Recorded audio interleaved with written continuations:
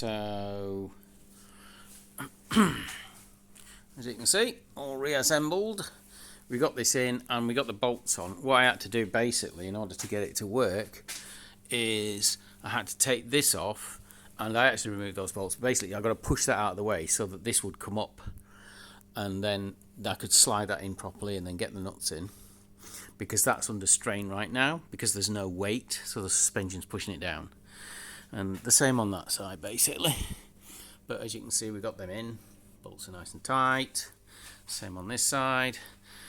Obviously this one's done. Yep. That one up there is done. I made a boo-boo because I actually put the drop rod on and the axle was on this side of it. What a divvy. Yeah. Yeah, so I had to take this off so I could put the axle on the other side. So that's on. I gave this a bit of a clean up while it was out. In fact, I've given everything a bit of a blow. Made sure all the bolts went in nice and easy. Cleaned up all the holes and everything. So this is all nice now. The only thing I'm missing is the boot, which I can get. And then I can just simply separate the track rod or pull this off and put it on. Yeah, just to get it over there, because that it got lost, I think. But yeah, basically it's all back together. I didn't put the springs back into the brakes because basically I couldn't be bothered. So yeah, this is just a bit of petrol, just because I put my hands on there with the grease, so I just cleaned it off. I tried to get some on the back, I don't know, but so long as it grips. And the heat will burn off the oil anyway. Oh, we've got a problem there. That needs to come out. There we go. Also, it'll just go against that. Yeah. So obviously this is new. This is new. I didn't need the rod end. That was actually all right. But this I did need because it was bent right back there. This is new because that was bent. I think that's all I replaced. Yeah.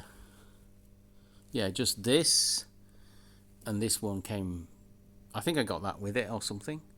This and the drop rod. I think that's all that got bent. Yeah. The in the report they said that the hub itself and the strut needed replacing, but that strut doesn't appear to be bent to me at all, like not at all.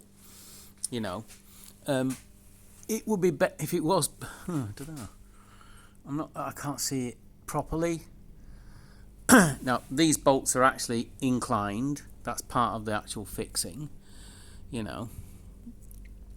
I don't know. I mean, I could possibly, but when it was off, I was looking at it and cleaning it up. It didn't look bent. I didn't really test it that much, but so long as the piston goes in, it doesn't matter. Do you know what I mean? And the bit that normally stops the piston going in is if that top part's bent. Now, that wouldn't have been touched. You know what I mean? The reason why the reason why this got bent is because this hit it. You see? Now, this is a solid lump of metal, right? That got bent, this got bent out of shape completely, and this got bent. That's what happened, because the guy came and he hit, and it hit the wheel and knocked the wheel backwards, right, which bent that. It creased it here and bent that. So they gave, so the wheel itself moved, right, and bent back. And because this moved, and that's just a pivot point up there, because this moved, it hit this and he bent it. But look at the edge of that. There's no real damage there. No, it just went into it and bent it, and this is only a thin rod, so it just gave, right?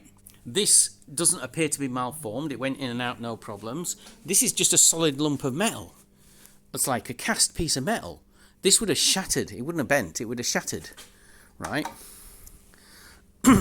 And once I got this out, it's fine. There's no deformation there. I'm not seeing any deformation in the hub. So I think they just simply put the hub down for replacement because that was the bit that got bent over. But the disc isn't bent. The brake isn't bent. Do you know what I mean? These bolts all went on correctly. There wasn't any deformation. That went in okay as well. So I'm not seeing that needs replacing. Right? And those bolts went in there okay. There wasn't any deformation there either. They went in okay and fine. And the axle went in. There's no... no, sorry. And the wheel bearing itself is fine, rotates just fine. So I think all the bits that need to be replaced have been replaced, and there isn't really any other damage.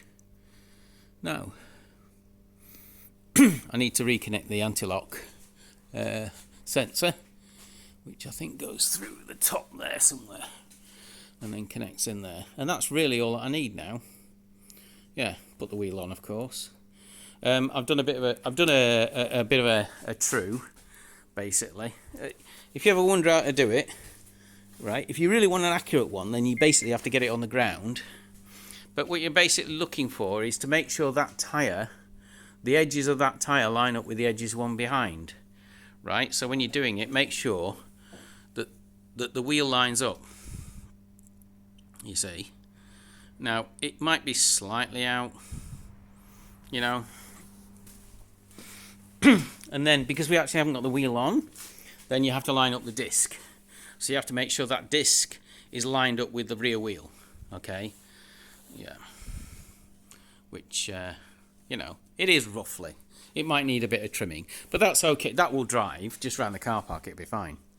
You know what I mean? You'll be able to go down the road, but if you took it on a motorway, it might be a bit wobbly.